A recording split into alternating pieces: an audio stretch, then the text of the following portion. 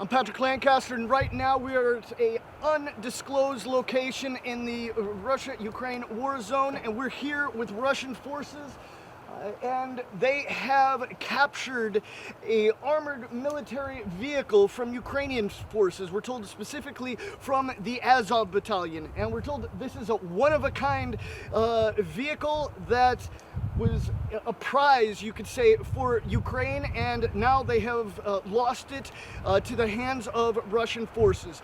Now we're going to be able to take a closer look and talk to the soldiers here and find out a little bit of information on what is the real situation with this military vehicle, how it was captured, what it was for, and just bring you all of the information, because we believe you deserved to see things for both sides of the line. Don't just be led like sheep by the Western mainstream media. You deserve more. Educate yourself, get as much information from as many different sources as possible. You're not going to see this in the Western mainstream media anywhere.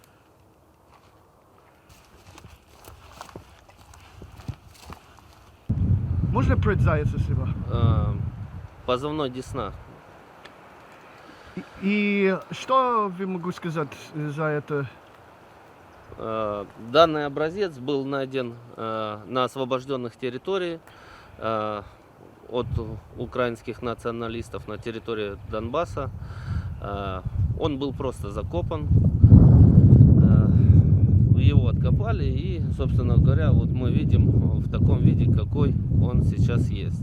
Да?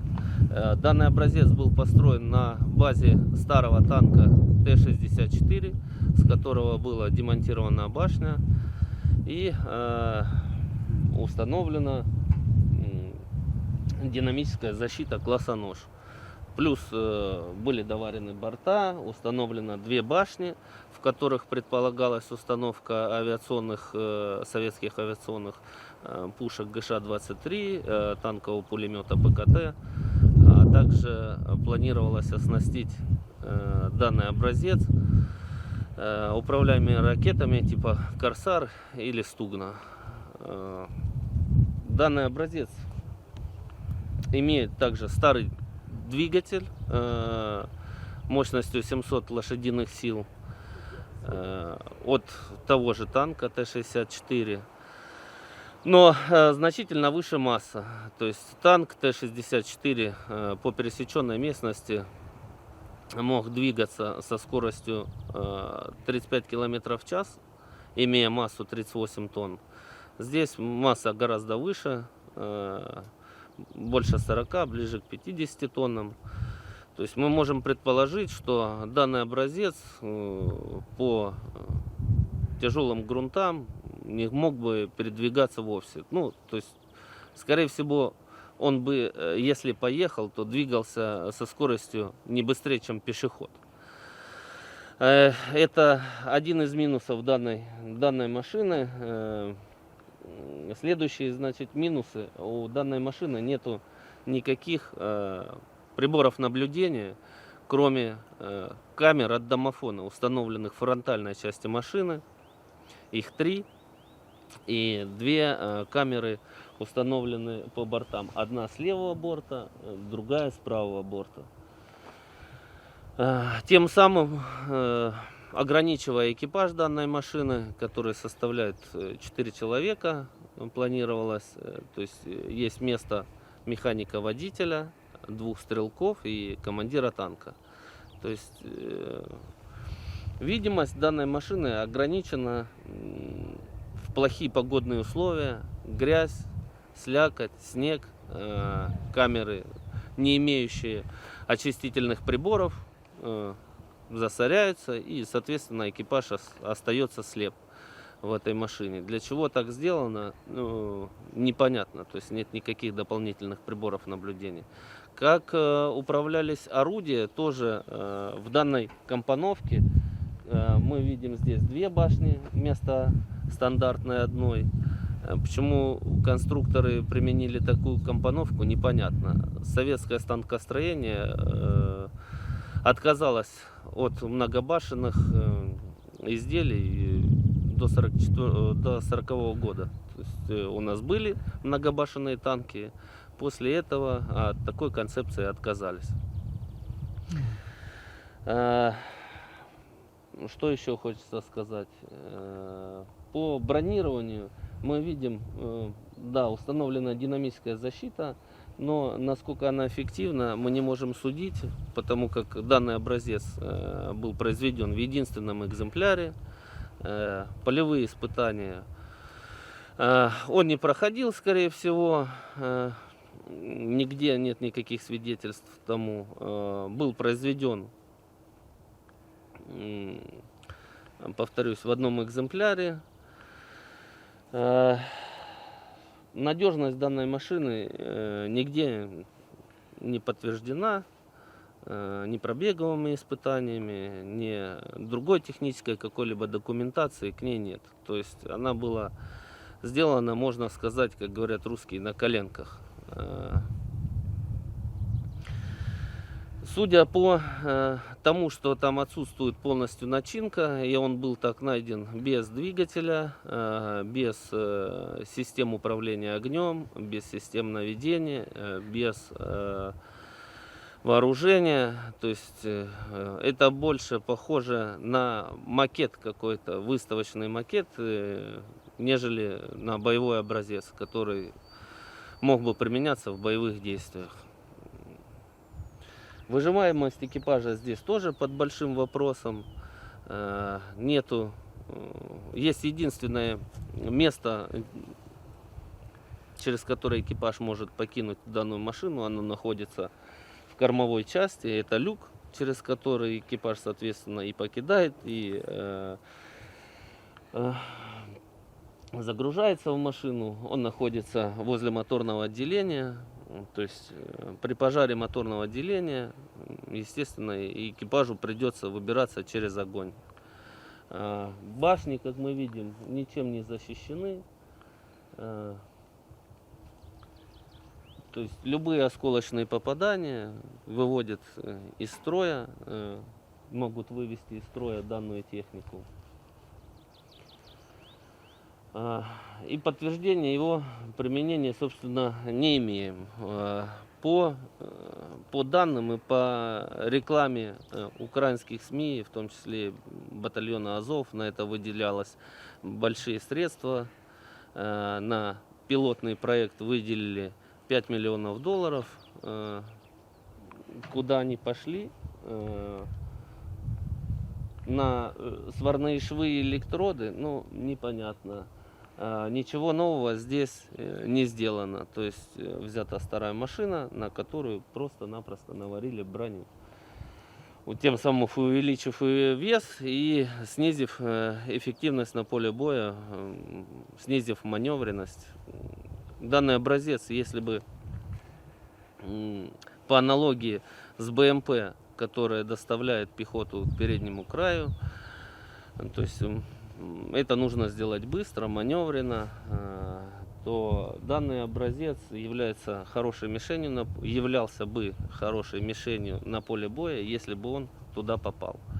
Потому как его скорость и маневренность оставляет желать лучшего.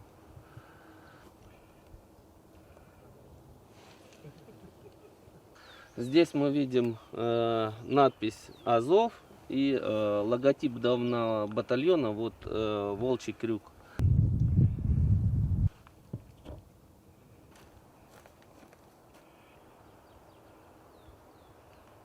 And here we can actually see what it looked like back when they first made it.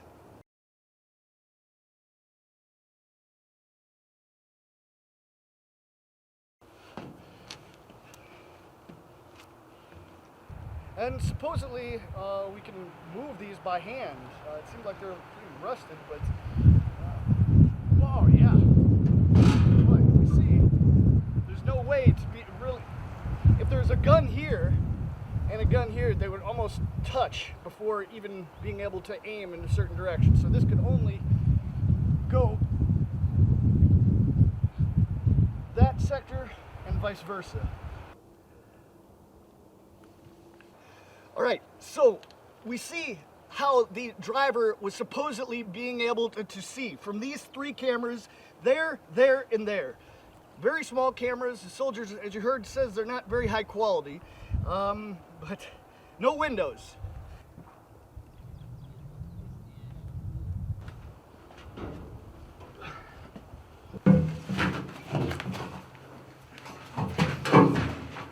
All right, let's see what it looks like in here.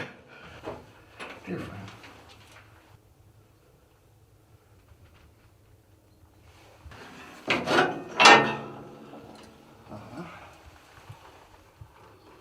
Something mechanical. All right, so it appears that, from what we can see factually in here, that possibly there was room for 3 people in here. It looks like there might have been the driver here looking this way at the monitors from the little bitty cameras outside that to drive it, and then possibly another seat here, and I guess the commander maybe somewhere over here.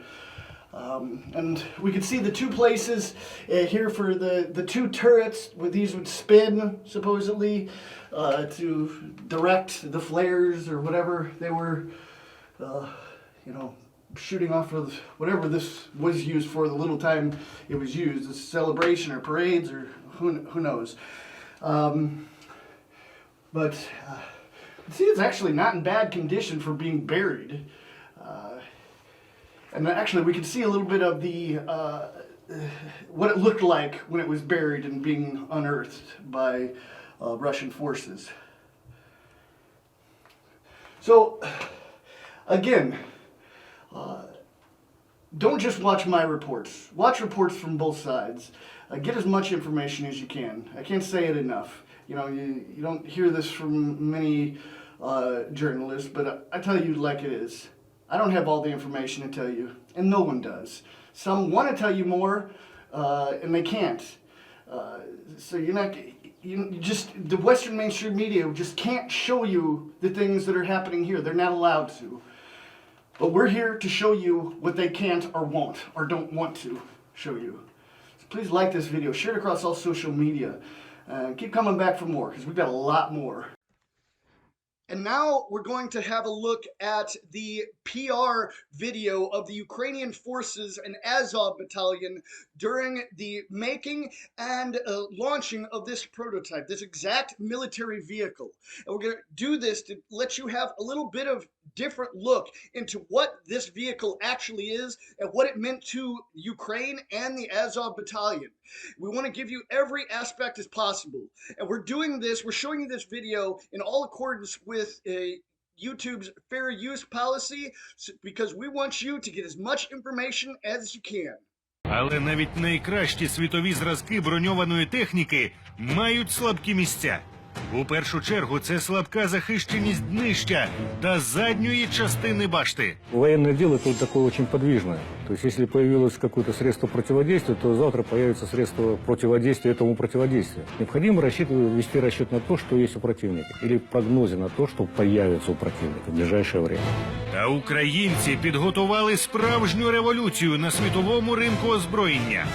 Адже на початку 2015-го у Києві у цеху напівзруйнованого заводу «АТЕК» було розроблено найкращу у світі броньовану машину для максимального захисту українських вояків – танк «Азовець».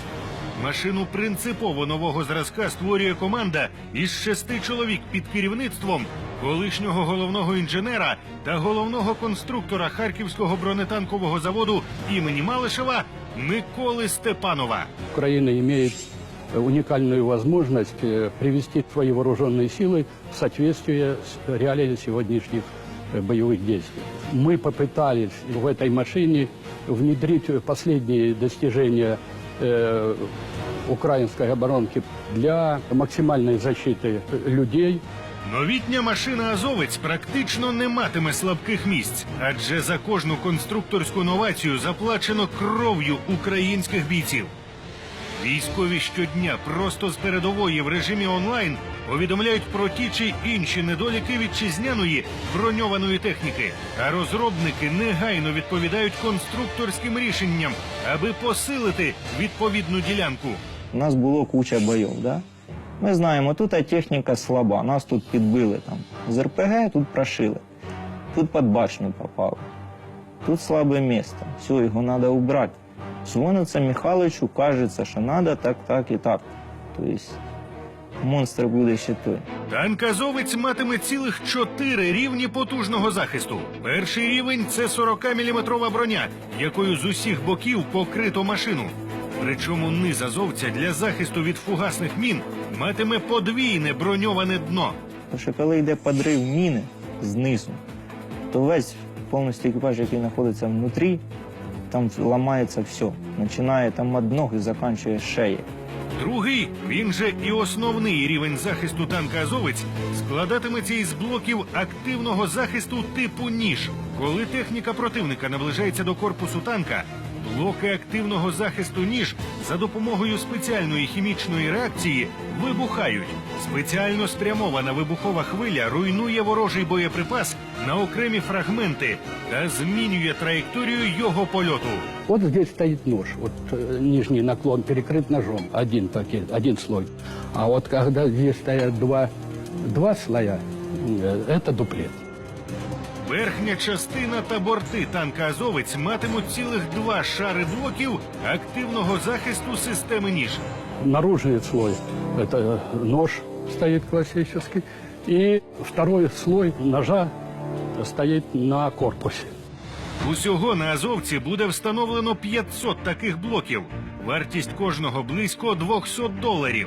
У сумі система динамічного захисту коштує $100 тисяч. Та розробники танку переконані, життя українських хлопців варте цих витрат. Третій рівень захисту азовця складає прихований під основною бронею шар карбіду алюмінію, що додатково збільшує захищеність машини на 50%. Але і це ще не все. Під потужним панциром із 3 рівнів захисту в азовця заховано ще й 4-й рівень – танк Т-64. Т-64 має власну потужну броню близько 100 мм. Саме в переобладнаній кабіні Т-64 і перебуватиме екіпаж танка «Азовець». Подібним безпрецедентним рівнем захисту не може похвалитися сьогодні ні ізраїльський супер-БТР «Намер», ні американський М2 «Бредлі». Танк «Азовець» став першою в світі броньованою машиною, з якої повністю прибрали вразливі оптичні прилади, які на військовому жаргоні називають триплексами. Триплекси – це свого роду крихітні віконця, які встановлюють на танках та бронемашинах для безпечного огляду поля бою та прицілювання. Але ці оптичні прилади стають першою мішенню ворожих снайперів. Вивівши їх з ладу, противник позбавляє екіпаж можливості бачити поле бою.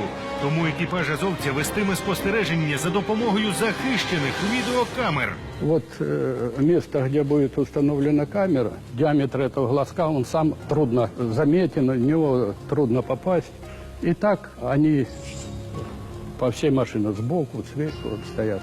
Практически в секторе 180 градусов он абсолютно контролирует ситуацию механик. У него 3 дисплея, основной и 2 вспомогательных. Більше того, танк «Азовець», подібно авіаносцеві, буде нести на борту 2 керовані літальні апарати з вмонтованими камерами спостереження, так звані дрони. При наближенні до позицій противника командир матиме змогу відіслати дрони у розвідку, аби отримати інформацію про бойову обстановку в режимі живого часу на бортовий комп'ютер. Мы устанавливаем на панораму командира до 7 километров тепловизор. У него совершенный тепловизор, приборы наблюдения, прицеливания. Окрім захищеності, танк «Азовець» значно випереджатиме ізраїльський БТР «Намер» у вогневій міці. БТР «Намер» має 2 кулемети карабінного калібру 12,7 мм та гармату калібром 40 мм. Тоді як на танку «Азовець» встановлять 3 мортири, які жбурлятимуть шрапнельні гранати прямісінько у ворожі окопи на відстань 200-300 метрів. Крім того, танк «Азовець» буде оснащено ще й 2 потужними авіаційними гарматами ГШ-23, яких немає ані БТР «Намер», ані бронемашина М2 «Бредлі». І навіть протитанкових ракетних комплексів, подібно американському М2 «Бредлі», на танку «Азовець» буде встановлено 2. 2 типа ракет было выбрано. «Стугна» на 4 километра и на 2,5 «Корсар». Это управляемые ракеты. Вот. То есть уже можно будет на равных 4 километрах ввести противодействие Витрати на виробництво лише одного танку «Азовець» співмірні з ціною американського М2 «Бредлі» – приблизно $5 мільйонів. Кошти по всій Україні збирають серед небайдужих патріотів волонтери. Тому найзахищеніший та найпотужніший танк сучасності «Азовець» сміливо можна назвати народним проектом. Это жизнь экипажа. Это измеряется даже не в каких-то там стоимостных характеристиках, это жизнь экипажа. Успел выстрелить, остался жив, не успел, значит, стрельну по тебе. Танк «Азовець» уже за місяць буде готовий вирушити у зону проведення антитерористичної операції. Творці машини переконані, «Азовець» неодмінно скаже нове слово на світових ринках озброєнь та навіть викличе там справжній фурор. Адже новітній танк здатен поборотися за перше місце у рейтингу найзахищеніших та найпотужніших броньованих машин. Але головну для себе задачу розробники бачать у збереженні життів наших бійців, аби вони живими та неушкодженими повернулися у мирні українські міста.